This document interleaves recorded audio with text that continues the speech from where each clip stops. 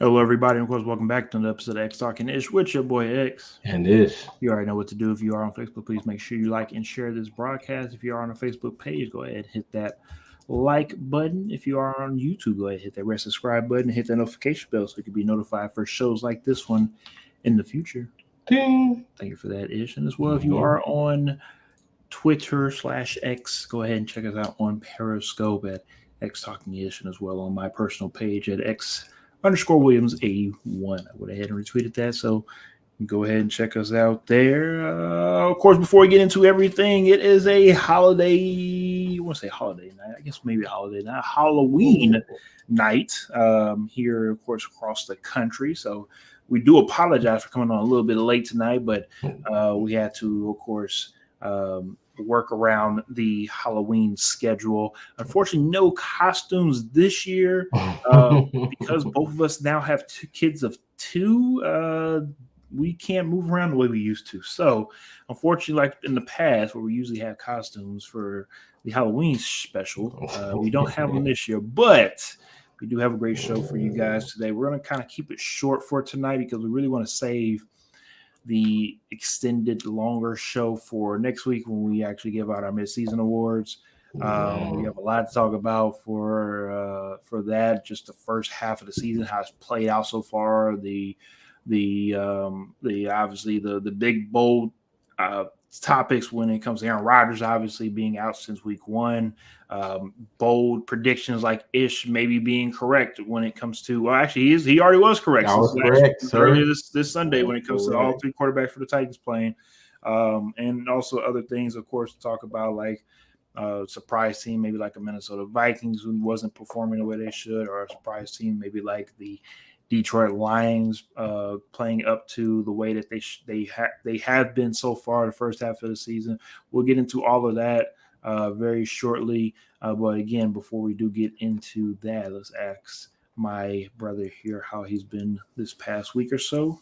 Yeah, man, it's been crazy. A lot going on our side, but still here, still making it. So definitely blessed. What about you, sir?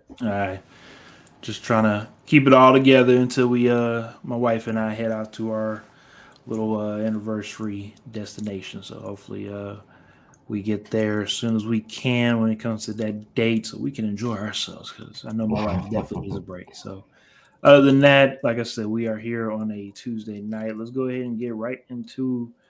Let's go right into the nitty gritty. Let's follow up on Monday Night Football as we saw with the just a the first. I'll be honest with you. As I was watching this game, the first three quarters of it, I just leaving a nasty taste in my mouth. I was looking at the Lions like, why are y'all playing with your food? I mean, you guys obviously are a better team.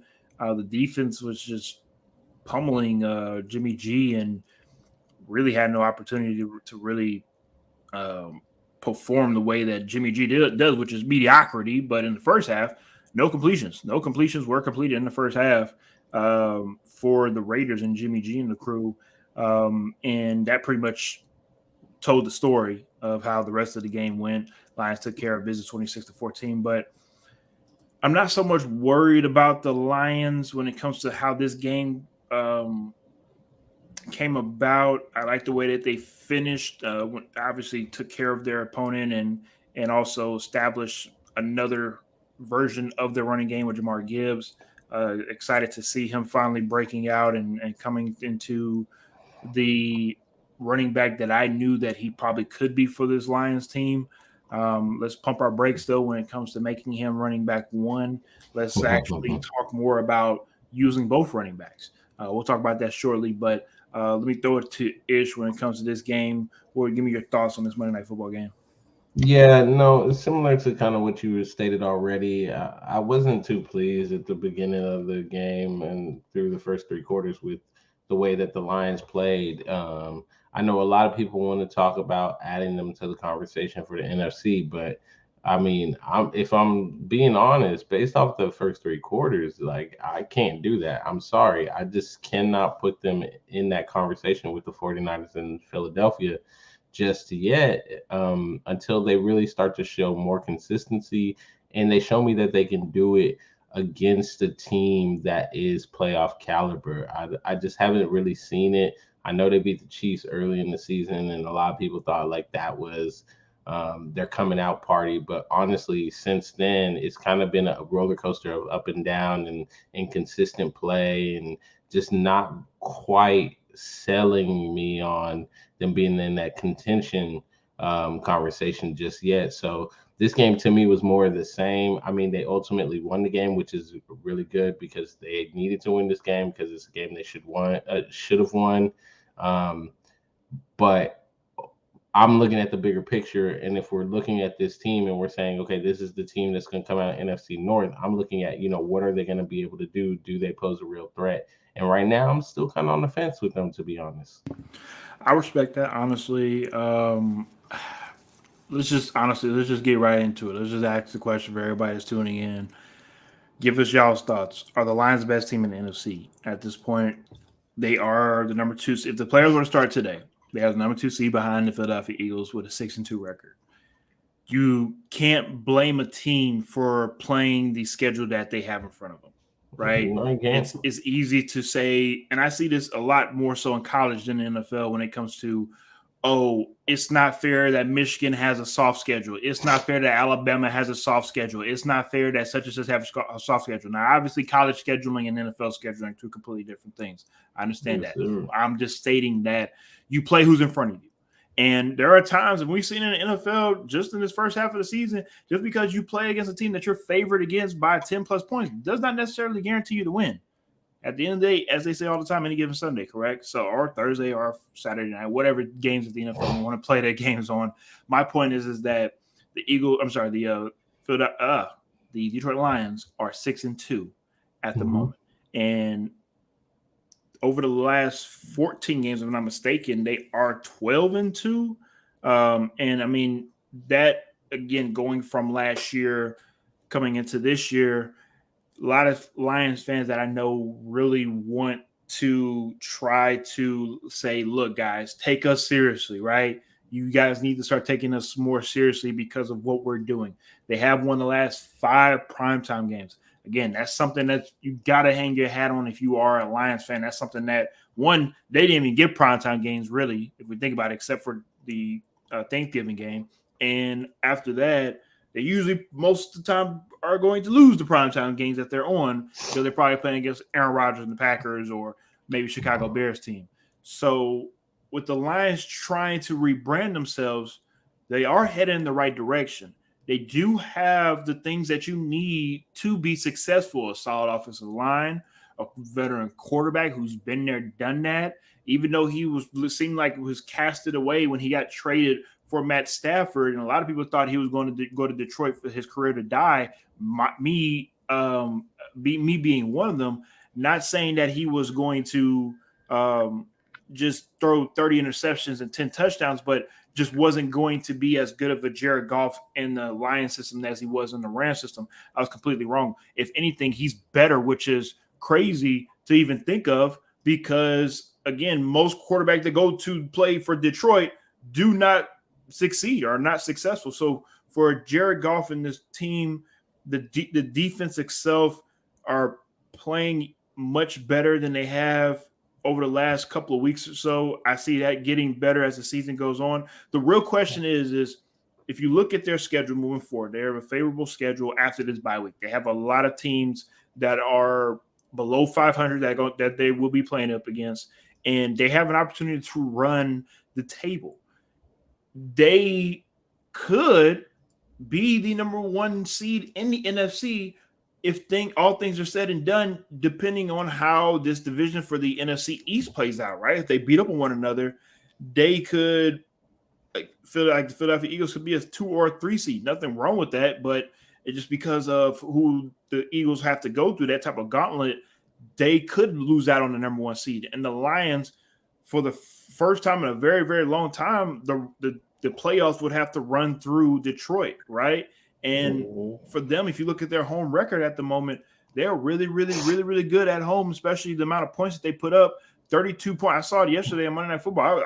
It shocked me to see they have more points at home over the last 16 games than the Kansas City Chiefs, Buffalo Bills, even the Miami Dolphins, right? These are three teams that are explosive offense, and they have more points at home than those three teams. So again, I'm not saying that we need to take the Lions seriously as going to a Super Bowl, but they are probably going to the playoffs. And depending on who they match up with, we might have to start seriously saying, like, look, guys, you better take these guys seriously, or they might sneak up on you, aka the Eagles, 49ers, or even the Dallas Cowboys. Let's get to the comment section right quick, and I throw it to you, Ish. Coach T says Lions will make the playoffs by default. Division is bad. Lions just a playoff team. That's it. Eagles schedule might not allow them to clinch the number one seed. Ish. Yeah, I can see it. The Eagles do have a tough schedule. I mean, you look at who's in their division alone. Um, Maybe not so much with the Commanders trading away all that they traded away today, and the Giants just being the Giants at the moment. But Dallas is still in that division, and they also have some tougher games still left on the schedule outside of their division. So yeah, I can see it. I can see potentially the Lions maybe getting that number one seed. It could happen because the division they're in is just so god awful. I'll end it with this. At the moment in the NFC, if the playoffs were to start today, the Eagles are number one seed, Lions are number two, Seahawks number three, the Falcons number four. Five are the Cowboys, the six are the 49ers, and the seven seed are the Minnesota Vikings.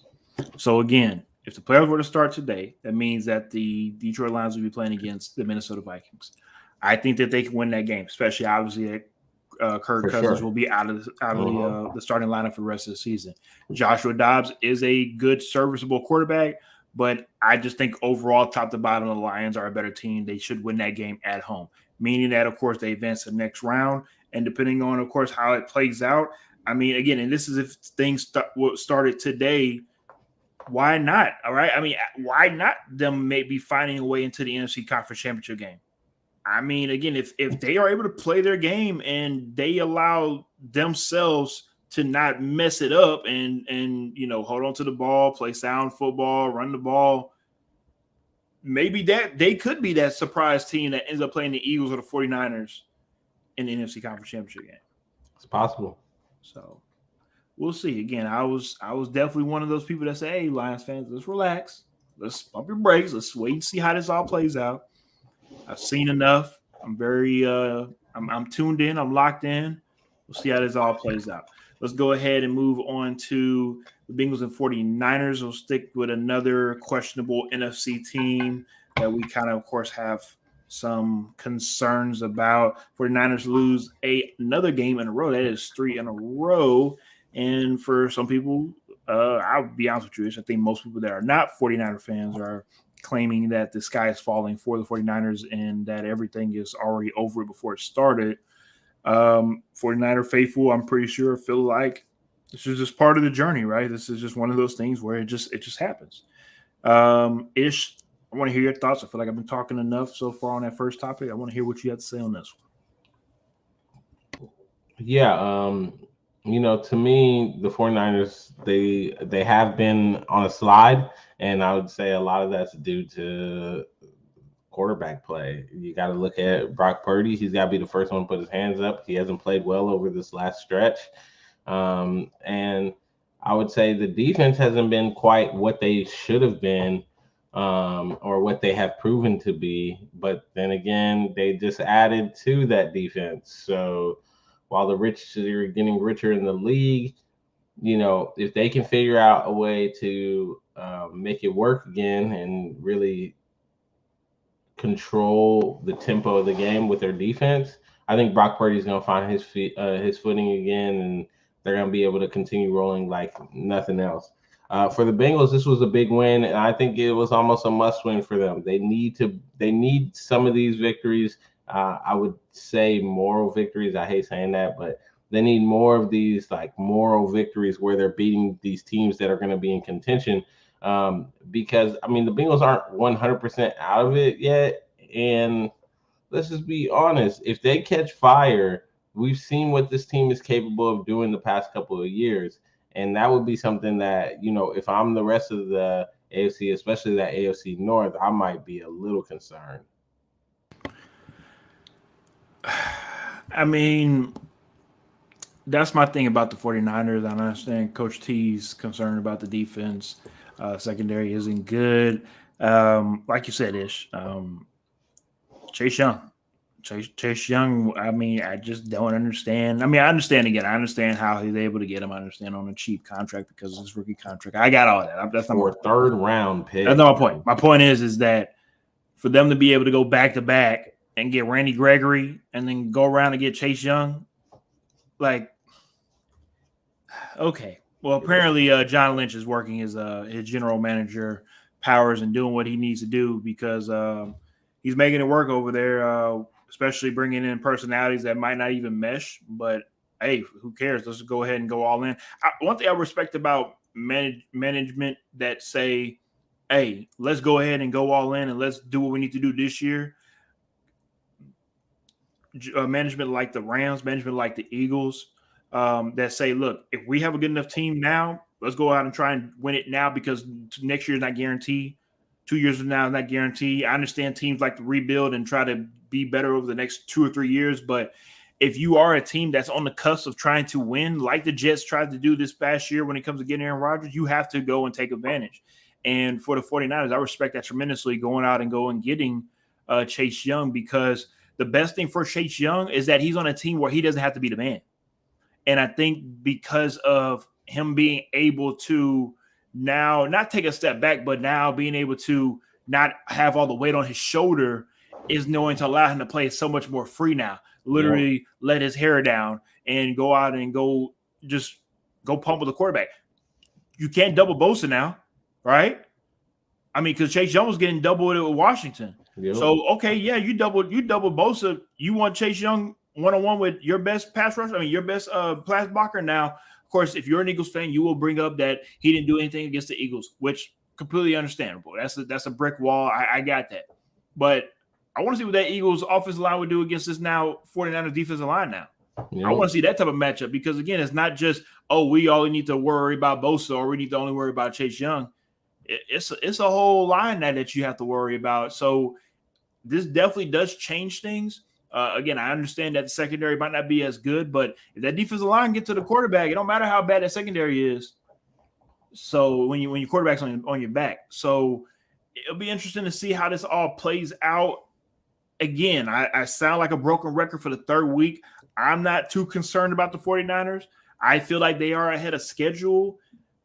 Things like this happen. Nobody in the NFL is going to go undefeated and go into undefeated playoffs and go into the Super Bowl. Tom Brady and the Patriots didn't do it, so nobody is going to do it. I'm sorry. It is what it is. So for the 49ers, some of these losses in the season, you play football, people that tuning in that play football, some losses during the season are learning lessons. You need to lose sometimes to learn how to win moving forward, especially in the playoffs. So they'll be okay. They have a strong knit group. I'm not worried too much about the 49ers. If this is week 15, 16, 17, yes, I would be concerned.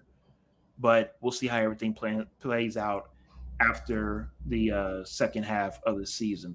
Let's get to the Ravens and Cardinals. I can spend too much time on this game. I just pretty much wanted to point out that Lamar Jackson and the crew did what they needed to do to take care of this game. Now, very shaky start in the beginning of this game. I just didn't care too much how the Ravens were trying to take care of business in the first half. We only had a 14-7 lead. Now, we do know, look, the Cardinals, and I say this every week, they're going to come out and play hard, right?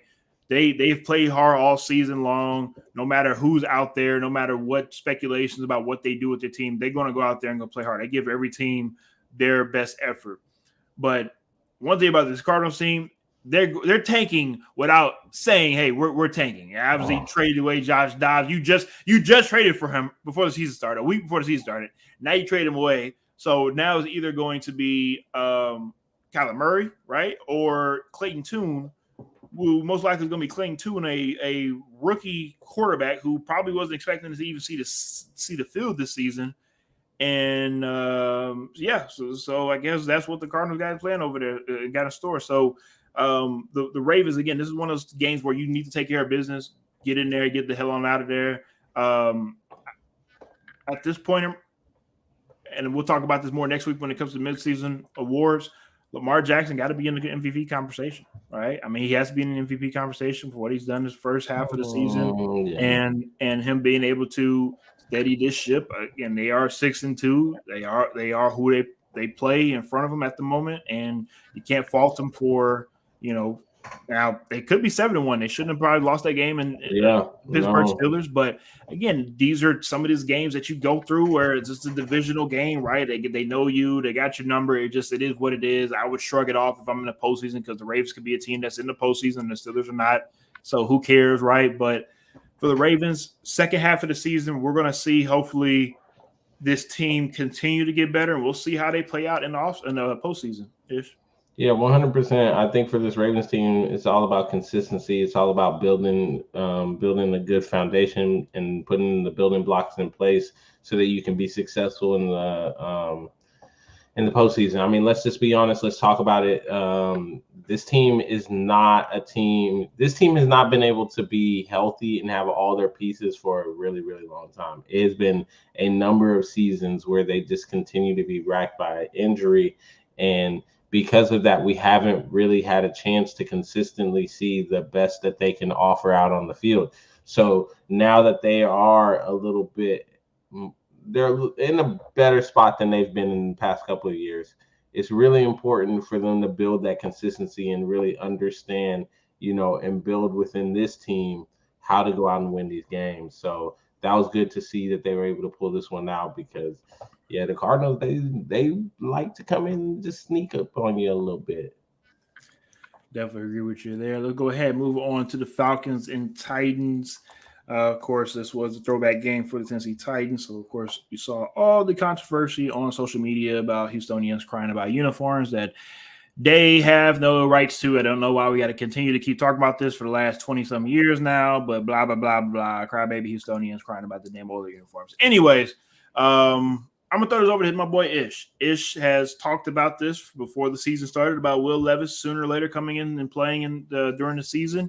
I have people that I know that talked about how much they care about Will Levis and wanted him over other quarterbacks that they got.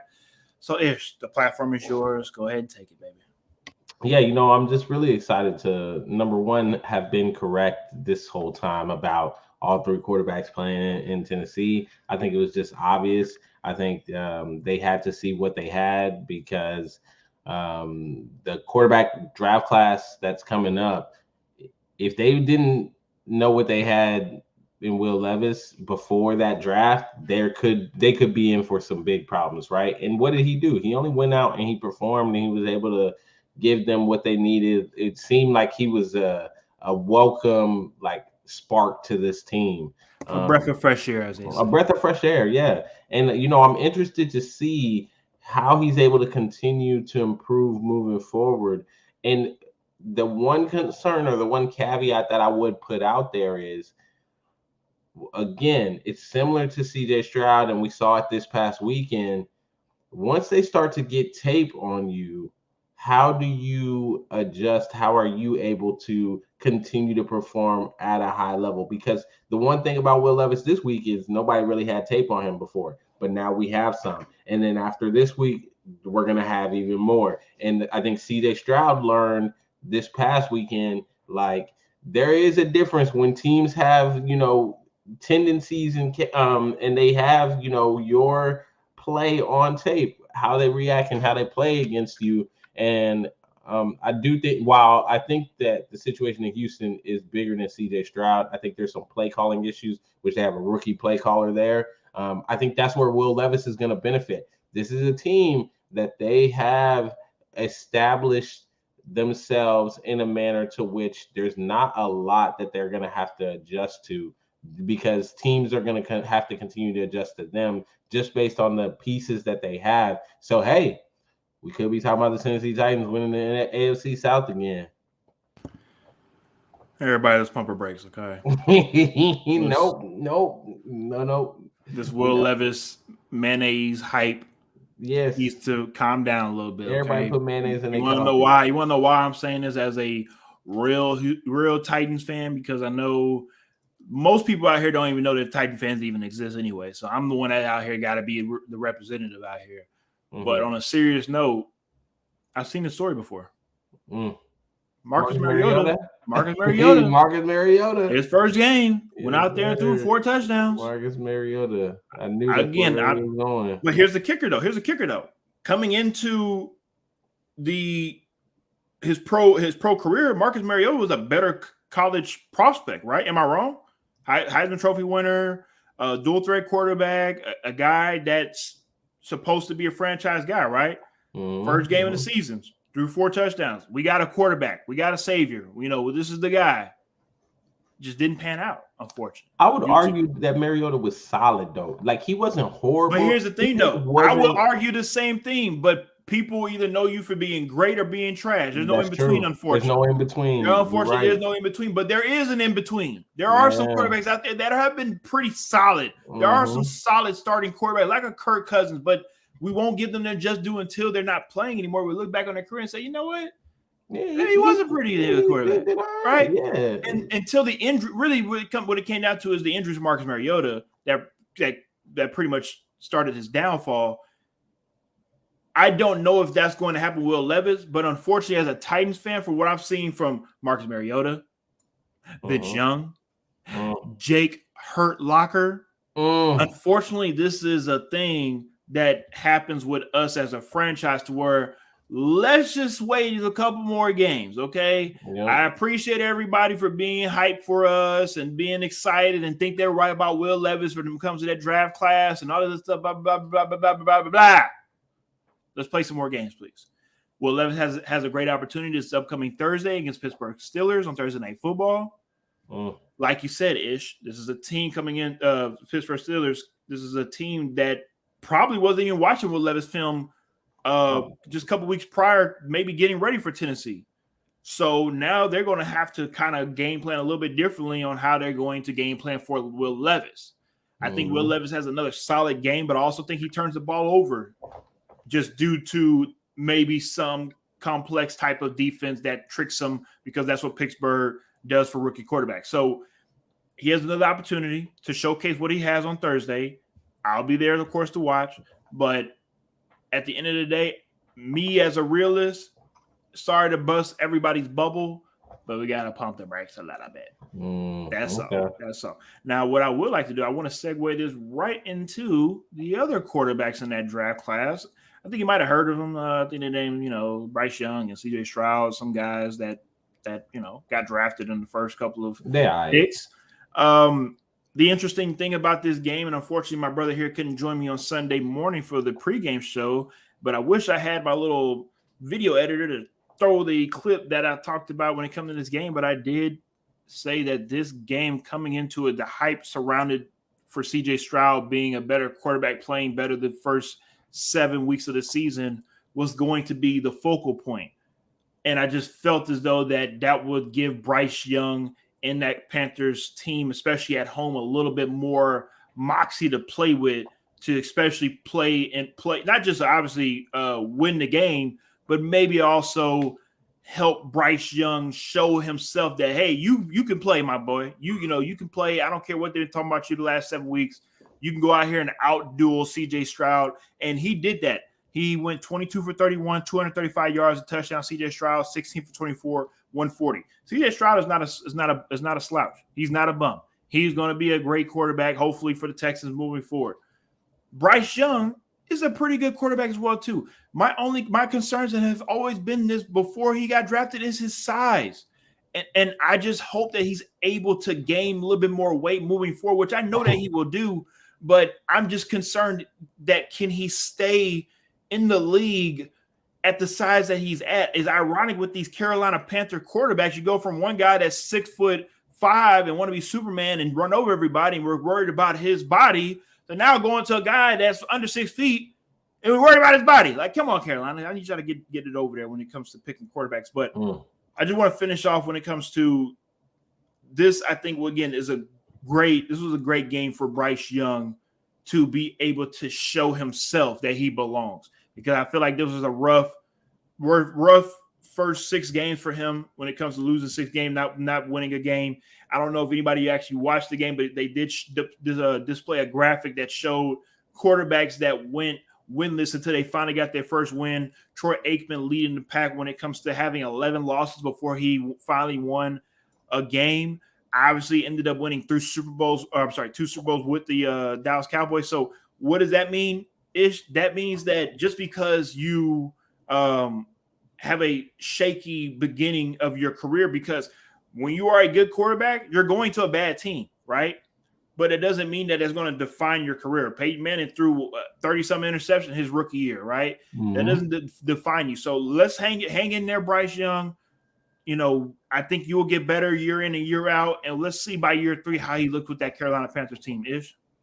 Yeah, I feel like Carolina just played with a little more. You could clearly see that they were playing for Bryce. They wanted him to win this game, especially against CJ Stroud.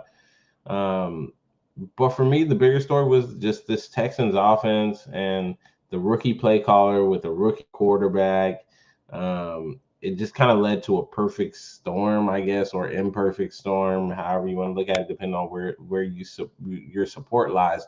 But um, it's just an interesting situation here in Houston with CJ Stroud and Bobby Slowick because with that rookie coordinator, I mean, he is doing as much adjustments and like adjusting to the game as far as being the 100% play caller and being able to help kind of adjust or react to some of the things the defenses are showing, and it just doesn't seem like the Texans are doing a good job with that right now at the moment. That's not to say that they won't get better, but as of right now, they're not doing well. So watching this, I just felt like at some point they got to mature past where they are right now as an offense, where they just leave too many points on the board. And I think that's the biggest thing here. They really should have won this game. It was just too many points left on the board. And when you play in at the level of the NFL, you will be punished if you leave too many points on the board. Definitely agree on that one. And one thing to finish that up when it comes to not utilizing Tank Dell the way I thought that they would, especially on his birthday. He gave him a Mm-hmm. couple of catches, of course, in the beginning of the game, and just kind of didn't go Fell back off. to him. I just don't understand that. I mean, you got to get Tank Dell. I mean, you see the numbers when it comes to Tank Dell being on the field and when he's not on the field. When it comes to CJ Stroud, it's pretty simple. But Nine day. what do I know? Before we get on out of here, though, I cannot let you make it. Is before we talk about this Chiefs Broncos game, I was not going to be the hater, and I picked the Chiefs to win this game, and they made me look silly. They beat these donkeys for the last 7-8 years. So I guess they had to let them Mm-hmm. finally make it this go around. I guess you got Sean Payton out here talking once again. You see what y'all started? Y'all just opened up can of worms. Why y'all didn't just beat these little donkeys? Explain this. Yeah, I just don't. I don't know. It was one of those perplexing things. I mean, I know they're coming out and they're saying Patrick Mahomes was sick and this and that. You can't have no Jordan flu game. What's wrong? Ultimately, I'm not too concerned about this loss, but there are little things within this loss that are growing themes within this season that are starting to concern me. Patrick Mahomes and his just throwing the ball wherever, whenever, and getting picked. Um, it's getting a little old at this point, and I get it. I get he's a gunslinger. He's gonna try to, you know, um, he's going to try to, get the ball through tight spaces into tight windows. However, um, it is becoming a detriment. Like it's killing momentum. It's causing the defense to have to come out and be on the field for extremely long periods of time. Like Patrick Mahomes needs to chill out with the interceptions. Andy Reid needs to simplify the offense. I think there's just too much going on. They need to figure out where these receivers are going to play. I know they had like Kadarius Toney is playing outside like 60% of the time, and then I think there's one other one, but we've got Sky Moore. Sky Moore's playing outside. I think 40% of the time. Sky Moore and Kadarius Toney are not outside wide receivers. They're not number ones. They're not even number twos. They're threes. They're space creators. They are the kind of guy that you're gonna give the jet sweep or something. But those guys are not to run routes and just you know kill the kill teams with size or anything like that. So I don't know what they're going to do there, but Andy needs to simplify this offense a little bit more. Tell Patrick to relax and calm his behind down over there, and yeah, we'll see how it goes. Coach T says, I think the Chiefs are missing Eric Bieniemy. People have been saying that, and I don't know if it's as much they're missing Eric Bieniemy as Andy Reid is trying to prove some sort of point. I don't know which one I'm really blaming that on, but I do know that the offense has been not what we expected. So maybe it is Eric Bieniemy. Of course, I think second. Look, the thing about the Chiefs are they are. I mean, let's be real. They're a proven team, right? I mean, they're one of those teams that everybody's looking up to. Still, they're on top of the mountaintop until they decided this shit is over with. I mean, it's theirs until somebody comes to take it from them. And again, this is a team that we're not. I'm not too concerned about this team in the regular season. These regular season losses for the Chiefs don't matter to me. As long as they get into the show, they got a chance. And at the moment, I mean, they're still one of the better teams in the AFC. So we're, this is one of those games you probably shouldn't lose, like the Ravens against the Steelers. But hey, is what it is. Let's talk about our question of the night for our recently traded player, Leonard Williams, traded once again. Who is the only player in NFL history to score a touchdown against all 32 teams? Think about that. Who's the only player in NFL history to score a touchdown against all 32 teams? I'll give you a hint. It's an offensive player. Yeah. It's a hint. Terrible hint. Oh, it's a hint, all right. Yeah, that's terrible. It's a hint. Y'all go figure it out. Of course, I'll bring it back up again in a little bit. But yes, who is the only player in NFL history to score a touchdown against all 32 teams? Let's end this tonight when it comes to the trade deadline, because the trade deadline ended today at 3 o'clock Eastern time. Winners and losers ish, or should I say 3 o'clock? I'm sorry, 3 o'clock Central time, 4 o'clock Eastern time. Trade deadline, winners and losers. You got you just give me one of each. Don't have to be multiple. Yeah, winner San Francisco, obviously. San Francisco was obviously the winner here. And loser, the Jets. I mean, I felt like they could go out, make an offer to, just about any veteran quarterback at this point, and it was going to raise their chances at winning the Super Bowl, competing for a Super Bowl, getting in the playoffs, anything really. And just didn't happen. So I don't know what to expect from New York, or I don't know how to feel about what they have going on either. For myself, I think it's easy to say the 49ers, which I think we can all jump on. I'll use the team we started off the show with, and I'll go with the Detroit Lions. I feel like they added a piece they really didn't need, but it's nice to have, especially because of the way that their wide receiver group is kind of set up. You obviously have Amara Brown. Of course, he's going to do what he does. He do every game, 100 yards, 8 catches or whatnot, but you need those 2s and 3s, right? You need those 2s and 3s, and they have them, but I think the question is can y'all step up when it's necessary? And at this moment, I don't know if if that question has been answered just yet. So I think adding Donovan Peoples-Jones helps elevate that wide receiver room. So we'll of course see how to even more with that offense. Now, maybe they could have added on that defensive side, but I mean, the defense has been playing really well. So, maybe leave it alone. Don't mess with the chemistry at the moment. For me, a loser. And also my apologies. I'll add my apologies, not just the Lions. My apologies. I'll add the Vikings. The Vikings as well as a winner. Even though Joshua Dobbs is a mid quarterback and is not better than obviously Kirk Cousins, he might be a little better than the quarterbacks on the roster at the moment. But realistically, what is Joshua Dobbs going to do for this 4-4 Vikings team moving forward? Or is he going to make this team that competitive to where he can maybe get the Vikings to compete with the Lions for the division? I doubt that, but if that's the case, then maybe just try to find a wild card spot to slip into. other than that, I thought the Vikings honestly would chalk it up and just say, hey, Kurt's done. Let's just go ahead and just get ready for next season. But they're still saying, hey, we're still in the thick of things as well, too. Yep. And again, to finish it off with the losers, I look at a team like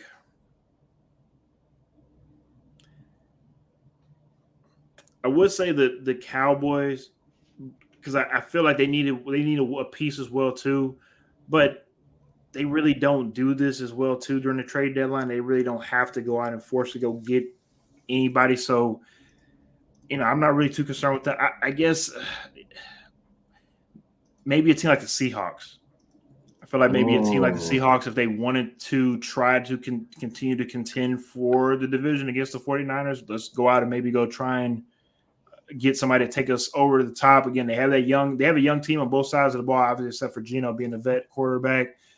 Maybe they try to get somebody in there to help with the remainder of the schedule. It doesn't seem like they wanted to go that route. So at the end of the day, we'll see how a lot of these teams play out when it comes to the second half of the season. Do they look back on and say, man, I wish I could have pulled the trigger on this one trade? That's what hindsight is all about, right? We always look back 2020 to see what could have been. But I'm very interested to see how the second half of this NFL season is going to play out next week. Of course, we'll talk about the midseason awards, of course, first half MVP, best team, of course, worst team, surprising teams, all that fun stuff. We'll get more into that next week. Of course, Sunday, join us for our pregame show for week 9. And of course, as everybody, we have 17 games now instead of 16. So now we have 18 weeks in the regular season. So that means obviously week 9 is right in the middle if you listened in grade school. So that is the halfway point. And we will talk about, of course, midseason's awards. Other than that, Ish, you have anything for us and the people here on XtalknIsh? No, nothing at all. Be safe. All right. Y'all have a great Halloween. Don't eat all that candy, or the dentist will be calling you guys names sooner rather than later. I know I went to the dentist last week, got my cleaning. So if you haven't been, go get it checked out. It is not just good for your oral health, but also for your overall health. Don't say X ain't never taught you anything. All righty then. With that being said, we are out of here for XtalknIsh. See y'all on Sunday.